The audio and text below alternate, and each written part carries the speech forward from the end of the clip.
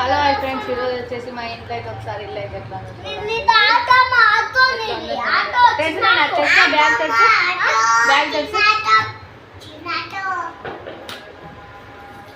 అవైతే వచ్చేసి పట్టు శారీస్ అనమాట. అది తెలుసు మా బ్యాగ్ తెలుసు. అబ్బాయి అయితే వచ్చేసి అంటే ఎక్కడన్నా కనిపిస్తలేవు.